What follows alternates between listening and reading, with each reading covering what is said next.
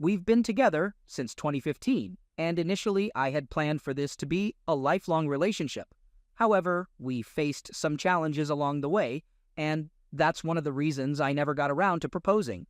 Unfortunately, the ring fund I had set aside for that purpose will now be used for something else, I'm certain. Around 2019, I started to realize that our relationship might not turn out the way I'd envisioned. We had a lot of arguments, nothing physical, just disagreements and both of us being upset. And our bed life suffered a lot after 2016 due to medical reasons, and it never really improved. In June of last year, we had a deep and meaningful conversation where she basically told me, not in these exact words, that I didn't fulfill her needs, that I never had, and the idea of being close with me made her sick. It was incredibly upsetting at the time, and looking back, I should have ended our relationship then. However, we initially decided to try and work through our problems, and shortly after that, we found ourselves in a strict 4-month lockdown, so I didn't want to kick her out or anything like that. Around September, I discovered that she had been exchanging candid text messages with some guy from overseas. It was a complete breach of trust, but I chose to ignore it because there was no physical involvement, and even though we never openly discussed it, I assumed she knew that I was aware of it. I never directly confronted her about it, but eventually we agreed to go to couples therapy. Yesterday I found out that she had slept with another man in November of last year while she was on a short vacation out of town. It was some random guy she had met online, and I assumed they had been chatting for a few weeks at least. I didn't bother asking for the exact date, but it was either shortly before or shortly after our first couples therapy session. Today, when she went to work, I left a note on the table saying goodbye, packed a bag, and went to stay at my parents' place for a few days. Later in the evening, after she came home, we had a long discussion over text messages for about an hour. I didn't want to talk about it aloud because I couldn't gather my thoughts quickly enough to speak. During our conversation, she took responsibility for everything, promised to change, and asked if I would come back. I appreciated her honesty, and I believe everything she said. This behavior is completely out of character for her, as she acknowledged. She has also dealt with mental illness and traumatic experiences during her childhood and young adulthood.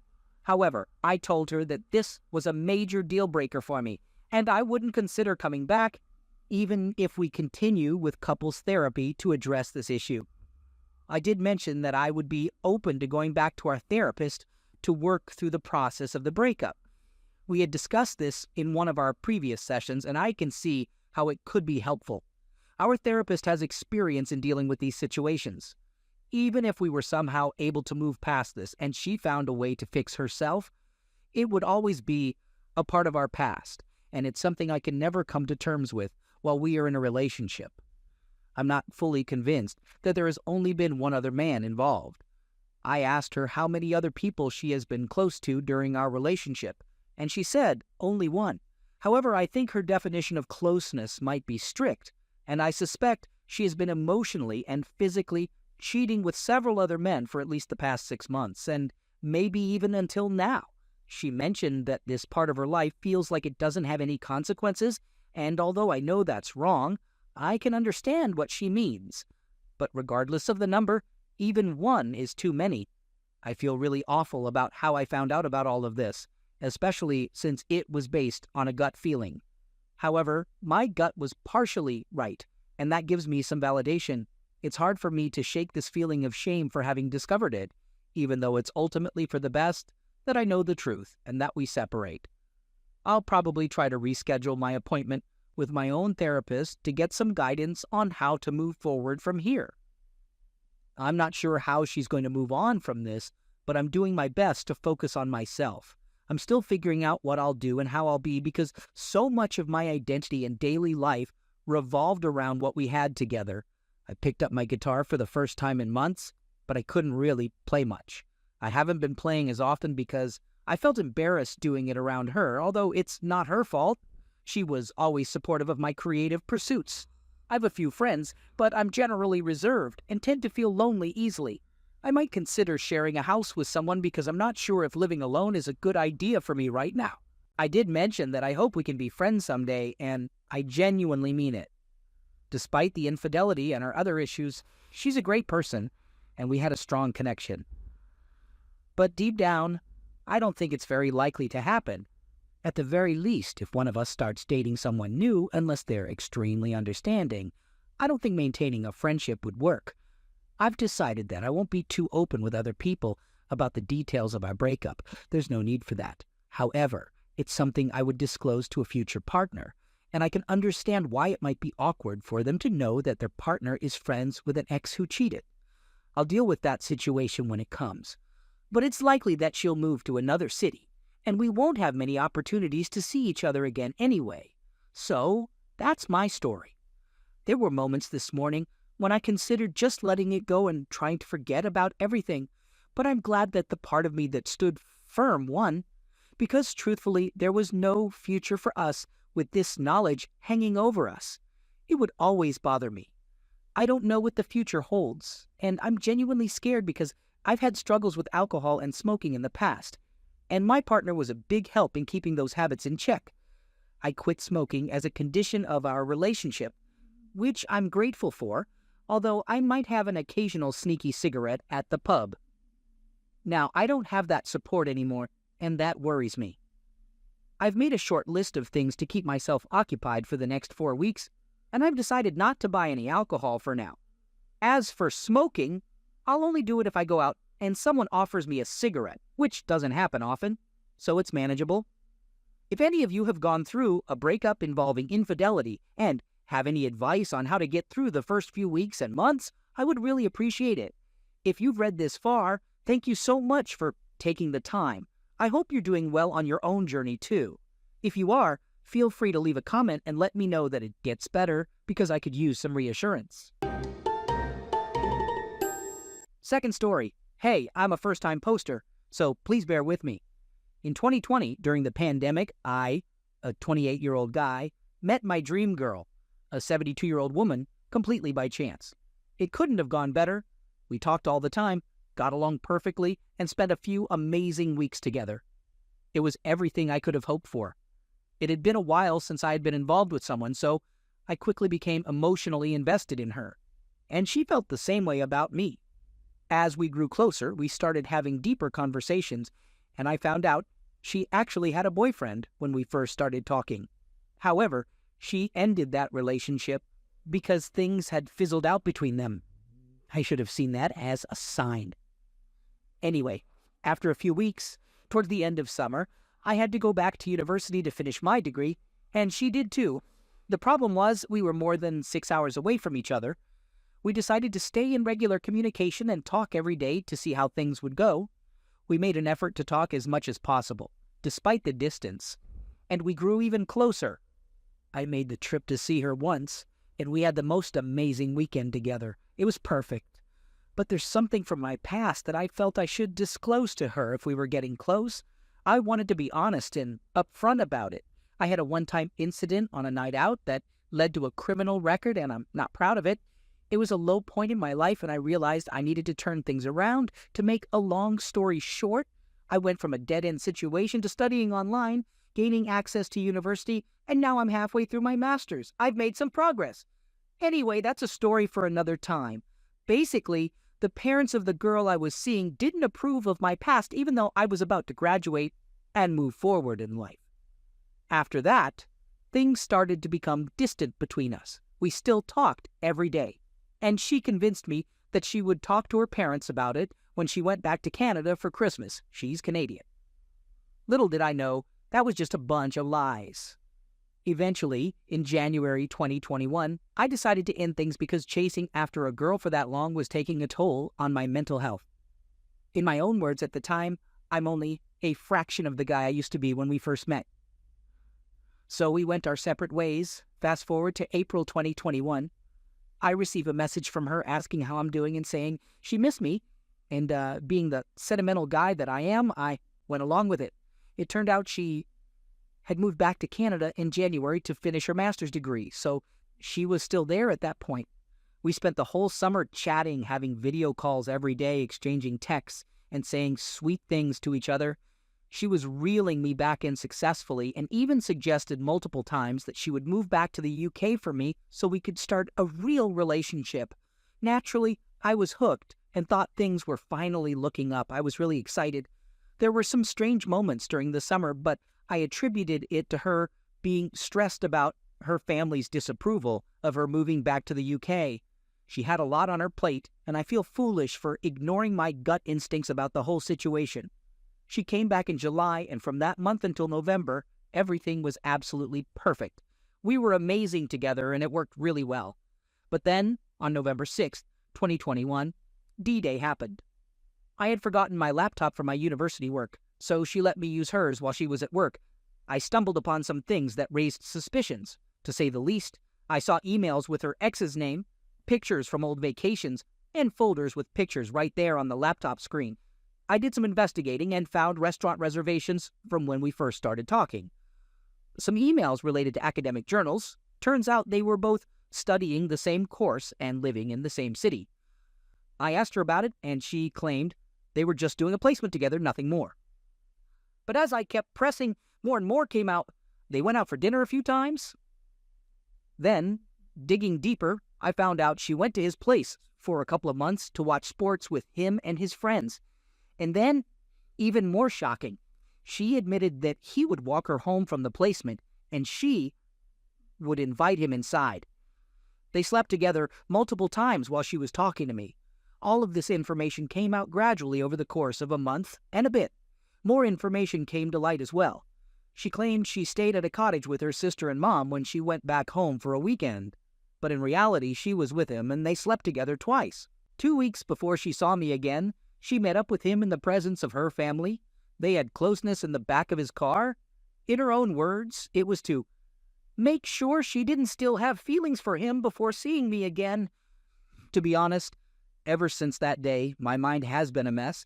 I've been trying to cope with it because she's convinced she made a huge mistake and believes I would be the best thing for her in every possible way. She keeps saying all these things to me. Her excuse for cheating? She didn't have her family's approval of our relationship and thought I was too good for her. She has low self-esteem, so she tends to self-destruct. Here's the thing, though. She has a history of cheating on all her previous boyfriends. She's been a chronic cheater for many years. She wants us to get back together and claims to be madly in love with me. Now she's in deep depression because of what she's done to me. Her friend says she's never seen her like this over a guy before. Her parents and sister actually liked me when they met me, so they're extremely disappointed in her for betraying me. They didn't know the extent of our relationship. She kept it hidden. Everyone is utterly disgusted by her actions and how she played me for over a year. What should I do in this situation? Honestly, I don't think I can ever fully trust her again. Rebuilding that trust would require years of hard work. And right now, we don't live close to each other. Part of me thinks I should consider reconciling because maybe she just made some stupid choices. I don't really believe in pure mistakes. And perhaps beneath all the messiness, she's actually a good person. On the other hand, another part of me feels like I should cut my losses, see it as a learning experience, and move on. I'm at a crucial point in my life where things are going great academically and personally. I'm on track to graduate from my master's program, and a PhD might be in my future, something I never thought I would pursue. The only thing that gives me pause is my desire for a family, a wife, and kids in the future. I wonder if walking away means missing an opportunity to help someone grow and potentially benefit from it myself. Maybe I'm just being crazy, huh? Third story. 3 weeks ago, my partner, 31M of 7 years, and I, 30F, who had just gotten engaged, were in the process of choosing our wedding venue. We had a potential date set, September 2nd, 22, and wanted to visit the venue before finalizing our decision. Afterward, we grabbed lunch and reminisced about how we fell in love 7 years ago in the quaint beach town where we planned to have our wedding. That night, he expressed his excitement about becoming my husband. Little did I know, the night before, he had been close with his married co-worker in the back of his truck. During the following week, he took time off work. I initially thought it was due to wedding jitters, but he was actually corresponding with the wedding planner regarding deposits for the venue. He even approved one of my wedding dress ideas. Our emotional connection and everything else seemed completely normal. Then on Friday, 1 week after he cheated on me, I discovered him crying in our bathroom in the middle of the night. That's when he dropped the bombshell.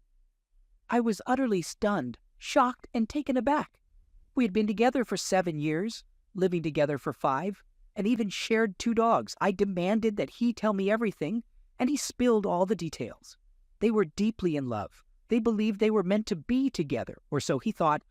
He claimed to have known her for only 3 months, and they had no interaction outside of work, but their chemistry was off the charts. She had been married to her husband for 10 years and got married officially last summer. However, according to him, her husband was a terrible person who didn't deserve her and neglected her. Supposedly, their plan was for him to leave me and wait for her to get a divorce so they could be together. I asked him if she had already started the process of separation. He wasn't sure, but he claimed that she had informed her husband about their relationship, and he was okay with it. The whole situation was so absurd that I couldn't help but laugh and wish him luck. It's clear to me that this won't end well. At least the sheer ridiculousness of this mess provides some entertainment and distracts me from the fact that my life is falling apart. My world came crashing down 5 weeks ago on what I call D-Day. My ex-fiancé, 31 a.m., abruptly left me after 7 years to ride off into the sunset with his married coworker. He willingly chose to be with her, and our communication has been mostly non-existent. Tonight, we had a scheduled call to discuss the next steps. I informed him that I had packed his belongings and asked if a Saturday move-out day would work for him. Initially, he seemed cooperative, but things took a turn when I told him he couldn't enter the house. He attempted to intimidate me by claiming he had residency rights and that I couldn't legally keep him out of his own home even though there was no lease. I stood my ground and told him he could take legal action if he wished. Then the insults started pouring in. Why do you have to be so difficult? I've always despised this side of you. Clearly, you're not interested in an amicable resolution. You're crazy. You're unreasonable. I hope I never have to hear from you again. Before we could finalize any plans, he hung up the phone, abruptly ending the conversation. I have a few reasons why I don't want him inside the house, but the main one is because of my dogs. They finally started to calm down, and I don't want his presence to trigger their anxiety again. During our call, he claimed to love the dogs, although I doubt it since he's walking away from them. But he didn't give me a chance to explain my reasoning. Oh well, we've been living together for 5 years, so there's a lot of stuff to pack. I've spent the past 2 weeks carefully packing everything because I still believe in being decent. There are also valuable items from his grandparents that I've packed with care and intend to return to their rightful place. I checked the weather forecast, and it looks like it won't rain on Saturday, so my brother will help me move everything outside for him. I don't plan on being here when he comes to collect his things. He's still hoping things will work out with the other person, AP. I told him it's despicable to cheat, but it's even worse to pursue a married woman. He insists he has to follow his heart, although he conveniently claims he never loved me and I was just convenient. He got upset when he found out I told people the truth about what happened instead of just saying we broke up. He also told me it's none of my business to inform AP's husband. I'm sad, but mostly I'm disgusted. It's surreal to see someone I once held in high regard stoop so low. Now that I'm familiar with the cheater's playbook, his words and actions have become predictable. He's made his life unnecessarily difficult, and he knows it. Well, that's quite a surprise to hear. I never intended to propose to you. It was never going to happen. But we went together to choose a ring. You bought it. We even traveled to Florida to spend Christmas and New Year's with your family, planning for New Year's Eve engagement on the beach. I even got an outfit for the occasion. Then, when it rained that day, we decided to postpone the proposal until we were back home.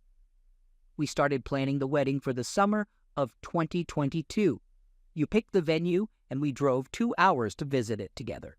Afterwards, you bought champagne to celebrate, and you emailed the wedding planner to discuss the deposit schedule for the September 2nd date we had talked about. We even picked our first dance song and made a guest list. For someone who claimed they never intended to propose, you sure did a lot of wedding planning. This brings me to wonder, what are the rules these days? If you have a ring and a set wedding date, but he never got down on one knee, does it still count? What about couples who skip the tradition of an engagement ring altogether? And if you had a fancy proposal and set a wedding date but didn't make a deposit, does that count? What if you're in a 7-year relationship but find yourself attracted to a married coworker? Is it acceptable to sleep with her? And what if she's unhappy in her marriage? Does the integrity of her wedding vows depend solely on her current level of satisfaction? And are either of you obligated to consider the feelings of your partners? I suppose the obvious solution would be to avoid getting involved with someone who creates such unclear situations. But for those of us unfortunate enough to find ourselves in these circumstances, I ask you, what are the rules? And who gets to keep the ring? If he left his belongings on your nightstand 6 weeks ago, when he decided to be with his supposed true love, should you keep them? And what if this other woman, AP, suddenly decides to work on her marriage instead of meeting your ex at his Airbnb? Does that change the situation? How about if he avoids your calls and texts for 3 weeks regarding moving out? And what if he finally gets an apartment but can only afford it for a few months? Moreover, what if he hangs up on you before you can even discuss how to divide your belongings after living together for 5 years? What exactly should the specifics of the situation be? Or is he simply gaslighting me? It's been a full month since my ex-fiancé moved out. I've completely cut off contact, blocked his number and email, and unfollowed him and his family on social media. Recently, during a St. Patrick's Day bar crawl, someone shared with me that he's not doing well. Although I didn't ask for details, I can make a pretty good guess. Excessive drinking, maybe even showing up to work drunk the next day. He managed to get away with it twice in 2021, despite being a junior financial planner at a small firm, vaping nicotine, and spending time with his obsessed high school friends. Most, if not all, of our mutual friends have distanced themselves from him. I also found out that one of our friends took it upon himself to call my ex and inform him that they were no longer friends, warning him to stay away from our small town. Apparently, it escalated into a heated argument between the two of them. Additionally, my ex had asked a few of these mutual friends for help with his move, but they all declined. Back then, I felt a sense of relief when I saw what seemed like justice. It confirmed my belief that he had indeed made a huge mistake. I also felt a tinge of sadness in my heart. But now I'm furious. How dare he not be happy after everything he's done? He shattered our life together to chase after his supposed one true love. He trampled on our little family because suddenly we weren't enough for him. He played a key role in destroying AP's family too. So much devastation has been caused in the name of his happiness. He better be damn happy. As for me, I'm doing okay-ish. The other morning, I even caught myself feeling a brief moment of happiness. I'm taking care of myself, eating well, and working out. I upgraded my car and I started volunteering at an animal shelter 3 days a week, which has been incredible. I also took up a part-time job. The dogs are doing well, and one of them is going to start an introductory agility class next month. Life moves on. I still cry at night. I still shed tears in the car. It greatly frustrates me how unnecessary all of this has been, especially now that I know how unwell he is. I'm a logical person, and the senselessness of it all is agonizing. It didn't have to be this way.